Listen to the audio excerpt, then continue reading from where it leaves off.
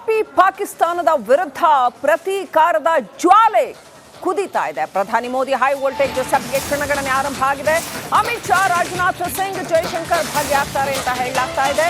ಪಾಕಿಸ್ತಾನದ ಸರ್ವನಾಶ ಫಿಕ್ಸ್, ಬೇರೆ ಯಾರು ಮಾಡಬೇಕಾಗಿಲ್ಲ, ಅವರೇ ಅವರ ಸರ್ವನಾಶನ ಮಾಡ್ಕೊಳ್ತಾ ಇದ್ದಾರೆ. ಅಂಥ ಒಂದು ದೇಶ ಆಗ್ಬಿಟ್ಟಿದೆ ಅದು. ಪಾಕ್ ವಿರುದ್ಧ ಯುದ್ಧ ಸಾರುವ ಬಗ್ಗೆ ಚರ್ಚೆ ನಡೆಸುವ ಸಾಧ್ಯತೆ ಇದೆ. ಹಿಂದೆ ಪಾಕಿಸ್ತಾನ ವಿರುದ್ಧ ಯುದ್ಧ ಘೋಷಣೆ ಆಗತ್ತಾ, ಘೋಷಣೆ ಮಾಡ್ತಾರಾ ಅಥವಾ ಹಾಗೆ ಸ್ಟ್ರಾಟಜಿಕ್ ಆಗಿ ಮುಂದುವರ್ಕೊಂಡು ಹೋಗ್ತಾರಾ, ಏನ್ ಮಾಡುತ್ತೆ ಸೇನೆ ಅನ್ನೋದು ಅತ್ಯಂತ ಕುತೂಹಲದ ವಿಷಯ ಆಗಿದೆ. ಒಟ್ಟಿನಲ್ಲಿ ಇವತ್ತೊಂದು ಡಿಸಿಷನ್ ಮೇಕಿಂಗ್ ಅಂತೂ ಆಗತ್ತೆ ಅಂತ ನಿರೀಕ್ಷೆ ಮಾಡಲಾಗ್ತಾ ಇದೆ.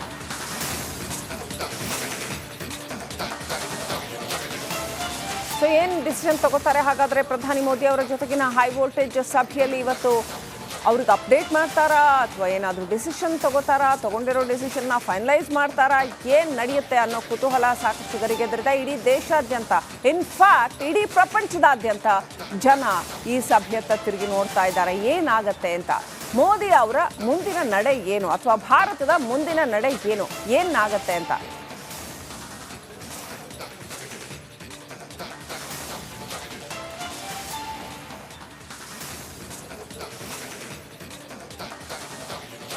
ಮ್ಯಾರಥಾನ್ ಮೀಟಿಂಗ್, ಇವತ್ತು ಮೀಟಿಂಗ್ ಮೇಲೆ ಮೀಟಿಂಗ್, 4 ಮೀಟಿಂಗ್ ಮಾಡ್ತಾರೆ. ಸೊ ನಮ್ಮ ನೇತೃತ್ವದಲ್ಲಿ 4 ಮಹತ್ವದ ಸಭೆಗಳು ನಡೆಯಲಿವೆ. ಹಿರಿಯ ಸಚಿವರ ಜೊತೆ ಭದ್ರತಾ ಇಲಾಖೆ, ಹಣಕಾಸು ಸಮಿತಿ, ಪೊಲಿಟಿಕಲ್ ಕ್ಯಾಬಿನೆಟ್ ಜೊತೆ ಸೇರಿ ಒಟ್ಟು 4 ಸಭೆಗಳನ್ನು ಮಾಡ್ತಾರೆ.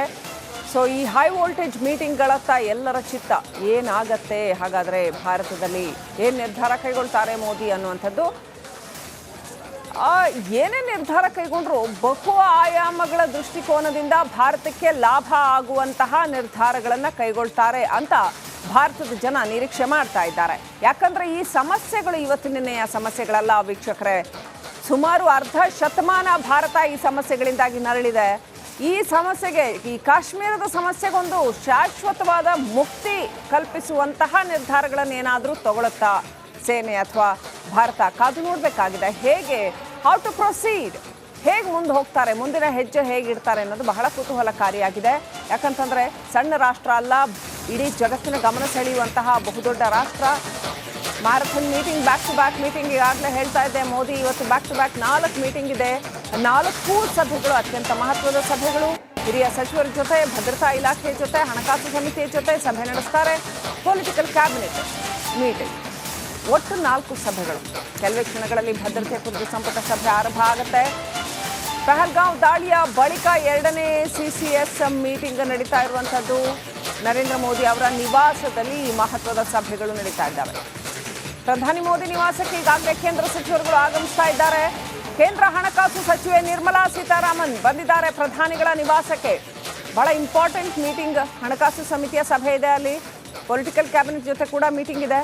ಹಾಗಾಗಿ ಈಗ ನಿರ್ಮಲಾ ಸೀತಾರಾಮನ್ ಆಗಮಿಸಿದ್ದಾರೆ. ಇನ್ನು ಅನೇಕ ಹಿರಿಯ ಸಚಿವರುಗಳು ಕೂಡ ಆಗಮಿಸ್ತಾ ಇದ್ದಾರೆ. ಕೆಲವೇ ಕ್ಷಣಗಳಲ್ಲಿ ಬಹಳ ಮಹತ್ವದ ಸಭೆಗಳು, ಇಂಪಾರ್ಟೆಂಟ್ ಮೀಟಿಂಗ್ಸ್ ಆರಂಭ ಆಗತ್ತೆ.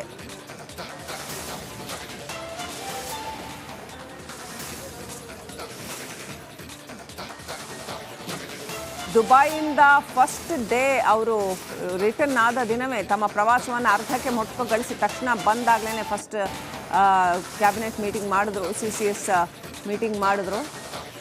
ರೈಟ್, ಈಗ ನೀವು ನೋಡ್ತಾ ಇರೋದು, ಈಗ ಹೋಗಿದ್ದು ಅಮಿತ್ ಶಾ ಅವರ ಕೇಂದ್ರ ಗೃಹ ಸಚಿವರ ವಾಹನ. ಸೊ ಅಮಿತ್ ಶಾ ಕೂಡ ಬಂದಿದ್ದಾರೆ.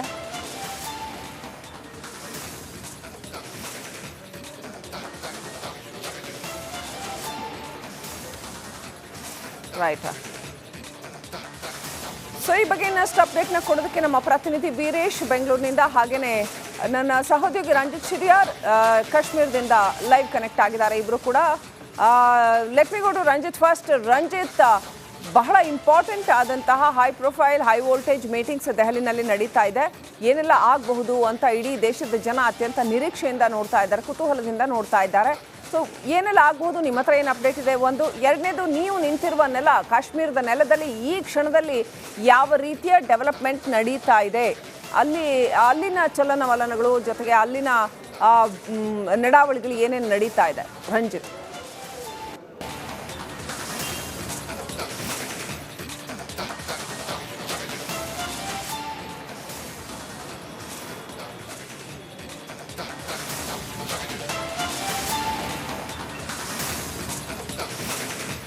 ಖಂಡಿತವಾಗ್ಲೂ ಕೂಡ ಶ್ರೀಲಕ್ಷ್ಮಿ, ನಾನು ನಿಂತಿರುವಂತ ಈ ಜಾಗ ಕಾಶ್ಮೀರದ ಹೃದಯ ಭಾಗ, ಶ್ರೀನಗರದ ಲಾಲ್ ಚೌಕ್ ಅನ್ನುವ ಈ ಸ್ಥಳ. ಇಲ್ಲಿ ಯಾವಾಗ್ಲೂ ಕೂಡ ಒಂದು ರೆಸಿಡೆನ್ಷಿಯಲ್, ಅದ್ರ ಜೊತೆಗೆ ಸ್ವಲ್ಪ ಕಮರ್ಷಿಯಲ್ ಏರಿಯಾ ಇದು.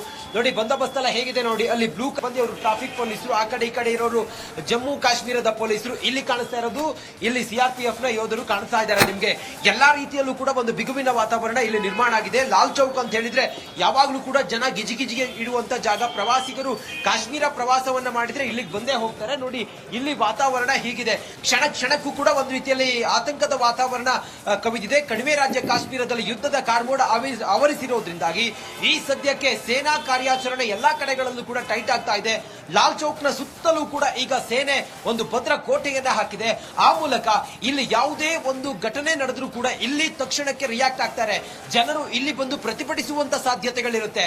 ಮೊನ್ನೆ ಪೆಲಂಗಾವ್ನ ದಾಳಿ ಆದ ನಂತರ ಬೆಳಿಗ್ಗೆಯಿಂದ ಸಂಜೆವರೆಗೂ ಕೂಡ 30 ವರ್ಷದ ನಂತರ ಇಲ್ಲಿ ನಿರಂತರವಾಗಿ ಪ್ರತಿಭಟನೆಗಳಾಗಿತ್ತು. ಒಮರ್ ಅಬ್ದುಲ್ಲಾ ಅವರು ಮೊನ್ನೆ ಮಾತಾಡ್ತಾ ಹೇಳ್ತಾ ಇದ್ರು, ನೋಡಿ ಇದೇ ಮೊದಲ ಬಾರಿಗೆ ಭಯೋತ್ಪಾದಕರ ವಿರುದ್ಧ ತೆಗೆದುಕೊಳ್ತಿರುವಂತ ನಿರ್ಧಾರಗಳಿದೆಯಲ್ಲ, ಅದನ್ನ ಪಾಕಿಸ್ತಾನಿಯರು ಮುಕ್ತ ಕಂಠದಿಂದ ನಮ್ಮ ನಿಲುವನ್ನ ಅಥವಾ ಸೇನೆ ನಿಲುವನ್ನ ಸ್ವಾಗತಿಸ್ತಾ ಇದ್ದಾರೆ. ಆ ಕಾರಣದಿಂದ ಪ್ರತೀಕಾರಕ್ಕಾಗಿ ನಾವೆಲ್ಲರೂ ಕೂಡ ಒಂದು ದೊಡ್ಡ ಹೆಜ್ಜೆಯನ್ನು ಇಟ್ಟಿದ್ದೀವಿ. ಭಯೋತ್ಪಾದನೆ ನಿಗ್ರಹದ ಒಂದು ಹೊಸ ತಿರುವಿದು ಪೆಹಲ್ಗಾವ್ನ ದಾಳಿ. ಇನ್ನು ಮುಂದೆ ಪಾಕಿಸ್ತಾನ ಅದ್ರ ಜೊತೆಗೆ ಭಯೋತ್ಪಾದಕರಿಗೆ ನಾವು ಹೆಂಗೆಲ್ಲ ತಿರುಗೇಟ್ ಕೊಡ್ತೀವಿ ಅಥವಾ ಹೆಂಗೆಲ್ಲ ನಾವು ಅದನ್ನ ಮಟ್ಟ ಹಾಕ್ತೀವಿ ಅನ್ನೋದನ್ನ ನೀವೇ ನೋಡಿ ಅಂತ ಹೇಳ್ತಾ ಇದ್ರು. ನೋಡಿ ನೀವು ಹೇಳಿದ್ರಿ ಇಲ್ಲಿನ ವಾತಾವರಣ ಹೇಗಿದೆ ಅಂತ ಕೇಳಿದ್ರಿ. ನೋಡಿ ನನ್ನ ಸುತ್ತಲೂ ಕೂಡ ನಾನು ತೋರಿಸುವಂತ ಪ್ರಯತ್ನವನ್ನ ಮಾಡ್ತೀನಿ. ನೋಡಿ ಸೇನಾ ಸಿಬ್ಬಂದಿ ವಿತ್ ಗನ್ ಹಿಡ್ಕೊಂಡು ಅಲ್ಲಿ AK-47 ಹಿಡ್ಕೊಂಡು ನಿಂತಿರೋದನ್ನ ಗಮನಿಸ್ತಾ ಇದ್ರಿ. ಮತ್ತೊಂದು ಕಡೆಯಲ್ಲಿ ಸೇನಾ ಬಂಕರ್ ಅನ್ನ ತಾವು ಗಮನಿಸ್ತಾ ಇದ್ರಿ. ಅದು ಎದುರುಗಡೆ ಇರುವಂತ ವಾಚಿಂಗ್ ಕೌಂಟರ್ ಗಳನ್ನ ಗಮನಿಸ್ತಾ ಇದ್ರಿ. ಮತ್ತೊಂದು ಕಡೆಯಲ್ಲಿ ಅಲ್ಲಿ ಚೆಕ್ ಪೋಸ್ಟ್ ಗಳನ್ನ ನೋಡ್ತಾ ಇದ್ರಿ. ಇದರ ಸುತ್ತಲೂ ನಾನು ಆಗ್ಲೇ ಹೇಳ್ದಂಗೆ ಲಾಲ್ ಚೌಕ್ ನ ಸುತ್ತಲೂ ಸೇನಾ ಬಿಗಿ ಭದ್ರತೆ ಅದ್ರ ಜೊತೆಗೆ ಸಂಪೂರ್ಣವಾದಂತ ಭದ್ರ ಕೋಟೆಯನ್ನ ಇಲ್ಲಿ ನಿರ್ಮಾಣ ಮಾಡಿರೋದು. ನೋಡಿ ಇಲ್ಲಿರುವಂತ ಸಿಬ್ಬಂದಿ ನೋಡಿ, ಕಾರ್ಯಾಚರಣೆಯನ್ನ ಮಾಡ್ತಿರುವಂತ ಸಿಬ್ಬಂದಿ ನೋಡಿ, ಅಲ್ಲಿ ಸಿಆರ್ಪಿಎಫ್ ನ ಯೋಧ ಕೂಡ ಅಲ್ಲಿ ನಿಂತಿರೋದನ್ನ ನೋಡಿ, ವಿತ್ ಗನ್ ಹಿಡ್ಕೊಂಡು ನಿಂತಿರೋದನ್ನ ನೋಡಿ. ಜನ ಇಲ್ಲಿಗೆ ಬರುವಂತ ಸಂಖ್ಯೆ ಕಡಿಮೆ ಆಗಿದೆ. ಕ್ಷಣ ಕ್ಷಣಕ್ಕೂ ಆತಂಕದ ವಾತಾವರಣ ಇದೆ. ಗಡಿಯಲ್ಲಿ ಕಟ್ಟೆಚ್ಚರವನ್ನ ವಹಿಸಲಾಗಿದೆ. ಇಲ್ಲಿ ಸಿವಿಲ್ ಡ್ರೆಸ್ ನಲ್ಲಿ ಸೇನಾ ಸಿಬ್ಬಂದಿ, ಪೊಲೀಸ್ ಸಿಬ್ಬಂದಿ ತಿರುಗಾಟ ಮಾಡ್ತಾ ಇದ್ದಾರೆ. ಆ ಮೂಲಕ ಈ ಭಯೋತ್ಪಾದಕರಿಗೆ ಕುಮ್ಮಕ್ಕು ಕೊಡುವಂತ ಕೆಲವು ಆತಂಕವಾದಿಗಳಿದ್ದಾರಲ್ಲ, ಅವರನ್ನ ಐಡೆಂಟಿಫೈ ಮಾಡುವಂತ ಕಾರ್ಯಾಚರಣೆ ನಡೀತಾ ಇದೆ. ಕೆಲವು ಪ್ರವಾಸಿ ತಾಣಗಳನ್ನ ನಿರ್ಬಂಧ ಮಾಡಿದ್ದಾರೆ. ಕೆಲವು ಉಗ್ರರ ಮನೆಗಳನ್ನ ಧ್ವಂಸ ಆದ ನಂತರ ಪ್ರವಾಸಿಗರನ್ನ ಅಟ್ಯಾಕ್ ಮಾಡ್ತಿದ್ದಾರೆ. ಅಟ್ಯಾಕ್ ಮಾಡೋದಕ್ಕೆ ಇವರು ಪ್ಲಾನ್ ಮಾಡಿದ್ದಾರೆ ಎನ್ನುವ ಗುಪ್ತಚರ ಅಧಿಕಾರಿಗಳ ಮಾಹಿತಿ ಹಿನ್ನೆಲೆಯಲ್ಲಿ ಈಗ ಕೆಲವು ಟೂರಿಸ್ಟ್ ಪ್ಲೇಸ್ ಗಳನ್ನ ಬಂದ್ ಮಾಡಿದ್ದಾರೆ. ಒಟ್ಟು 87 ಕಾಶ್ಮೀರದಲ್ಲಿ ಟೂರಿಸ್ಟ್ ಪ್ಲೇಸ್ ಗಳಿದಾವೆ. ಅದರಲ್ಲಿ 48 ಬಂದ್ ಆಗಿದೆ. 18 ಮಾತ್ರ ಈಗ ಜನರಿಗೆ ತೆರೆದುಕೊಂಡಿದೆ. ಜನರ ಸಂಖ್ಯೆಯೂ ಕಡಿಮೆ ಇದೆ. ಅದರಲ್ಲಿ ಬ್ಯಾರಿಕೇಟಿಂಗ್ ಗಳನ್ನ ಮಾಡಿ ಜನರನ್ನ ತಡಿತಾ ಇದ್ದಾರೆ. ಕೆಲವು ಸೂಕ್ಷ್ಮ ಪ್ರದೇಶಗಳಲ್ಲಿ ಜನರನ್ನ ಖಾಲಿ ಮಾಡಿಸ್ತಾ ಇದ್ದಾರೆ. ಸ್ಥಳೀಯರನ್ನ ಬೇರೆ ಕಡೆಗೆ ಶಿಫ್ಟ್ ಮಾಡುವಂತ ಕಾರ್ಯಾಚರಣೆಯೂ ಕೂಡ ನಡೀತಾ ಇದೆ. ಮತ್ತೊಂದು ಕಡೆ ನಿರಂತರವಾಗಿ ಮೀಟಿಂಗ್ ಗಳ ಮೇಲೆ ಮೀಟಿಂಗ್ ಅನ್ನ ಸ್ವತಃ ಪ್ರಧಾನಿ ನರೇಂದ್ರ ಮೋದಿ ಅವರು ಮಾಡ್ತಾ ಇದ್ದಾರೆ. ಸೇನೆಗೆ ಈ ಪ್ರತೀಕಾರದ ಪರಮಾಧಿಕಾರವನ್ನ ಕೇಂದ್ರ ಸರ್ಕಾರ ಕೊಟ್ಟಿದೆ. ಈ ನಿಟ್ಟಿನಲ್ಲಿ ನೌಕಾಸೇನೆ, ವಾಯುಸೇನೆ, ಭೂಸೇನೆಯೂ ಕೂಡ ಏಕಕಾಲದಲ್ಲಿ ಕಾರ್ಯಾಚರಣೆ ಮಾಡುವಂತ ಕಾರ್ಯತಂತ್ರವನ್ನ ಹೆಣಿತಾ ಇದೆ.